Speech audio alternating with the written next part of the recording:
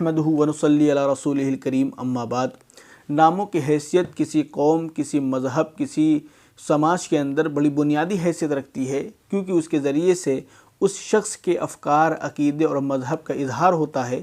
اس لیے اسلام کے اندر ناموں کے سلسلے میں بڑی تفصیلی ہدایت دی گئی ہے۔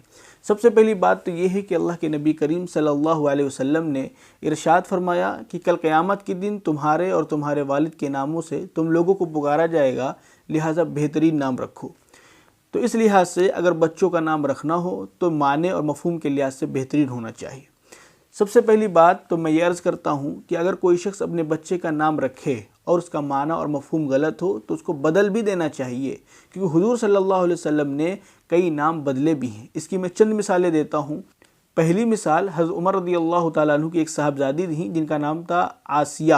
تو جب حضور صلی اللہ علیہ وسلم کو یہ بات معلوم ہوئی تو آپ صلی اللہ علیہ وسلم نے ان کے نام کو بدل کر ان کا نام جمیلہ رکھا، کیونکہ آسیہ کے معنی آتا ہے گناہ گار کے۔ دوسری مثال، جب حضرت فاطمہ رضی اللہ تعالیٰ عنہ کے یہاں حضرت حسن پیدا ہوئے تو سب سے پہلے حضرت علی نے ان کا نام حرب رکھا تھا۔ جب اللہ کے نبی صلی اللہ علیہ وسلم وہاں تشریف لے کر گئے اور پوچھا بھائی کیا نام رکھا، تو فرمایا کہ ان کا نام حرب رکھا ہے۔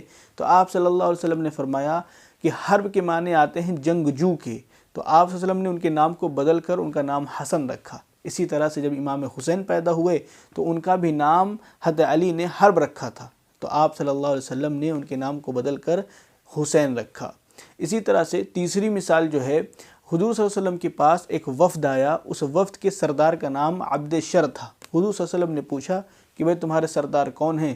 لوگوں نے ان کی طرف اشارہ کیا، ان سے حضور صلی اللہ علیہ وسلم نے ان کا نام پوچھا تو انہوں نے فرمایا کہ میرا نام عبد شر ہے۔ حضور نے فرمایا عبد کے معنی بندہ اور شر کے معنی برائی، یہ تو نام ٹھیک نہیں ہے۔ تو اللہ کے نبی صلی اللہ علیہ وسلم نے ان کے نام کو بدل کر ان کا نام عبد خیر رکھا۔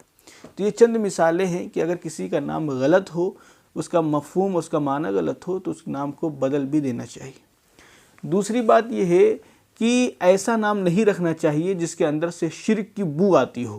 مثال کے طور پر کوئی شخص اپنا نام عبد النبی رکھ لے، یعنی نبی کا بندہ، یا یہ نام رکھ لے عبد الحسین، میں حسین کا بندہ ہوں۔ اسی طرح سے عطا حسین، میں حسین کا عطا کیا ہوا ہوں۔ اس طرح سے نام رکھنا، اس کے اندر سے شرک کی بو آتی ہے، کیونکہ جتنے بھی انبیاء ہیں، اولیاء ہیں، فقہاء، محدثین ہیں، یہ خود اللہ تبارک تعالیٰ کی ایک مخلوق ہیں، اللہ تبارک تعالیٰ کے بندے ہیں۔ تو لہٰذا اس طرح سے نام نہیں رکھنا چاہیے جس کے اندر سے شرک کی بو آتی ہو۔ دوسری بات یہ ہے کہ اس طرح سے بھی نام نہیں رکھنا چاہیے کہ جس کے اندر کفار کی مشابہت ہو، یعنی وہ نام ان کے یہاں بھی استعمال ہوتا ہو اور وہی نام ہمارے یہاں بھی استعمال ہوتا ہو۔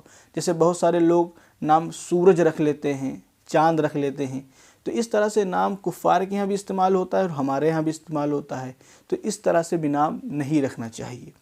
دوسری بات یہ ہے کہ ایسا بھی نام نہیں رکھنا چاہیے کہ جس نام سے خدا تعالیٰ کو یاد کیا جاتا ہو، جیسے کہ شہنشاہ، بادشاہ، کیونکہ حقیقت میں بادشاہ تو اللہ ہے، حقیقت میں شہنشاہ تو اللہ ہے۔ اسی طرح سے ایسے نام سے جس نام کے ذریعے سے اللہ تبارک تعالیٰ کو یاد کیا جاتا ہو، ایسے نام بھی نہیں رکھنا چاہیے۔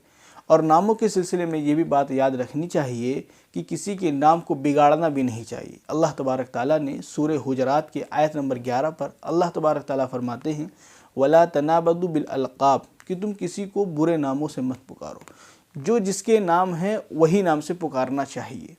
اور بہترین نام رکھنے کی حکمت یہ ہے کہ آدمی جب بہترین نام رکھتا ہے، یعنی صحابہ کی، انبیاء کرام کی جو نام ہیں وہ نام اگر رکھتا ہے تو اس کے اثرات، اس کے اوصاف بھی اس کے ذات پر پڑتے ہیں۔ لہٰذا ہمیں ایسے ہی نام رکھنا چاہیے کہ جس کا معنی اور مفہوم اچھے ہوں، یا صحابہ کرام رضی اللہ تعالیٰ عنہ کی جتنے نام ہیں، انبیاء کرام کے اور ہمارے بزرگان دین کے جتنے بھی نام ہیں، ان ناموں میں سے ہمیں انتخاب کر کے کوئی اچھا نام رکھنا چاہیے۔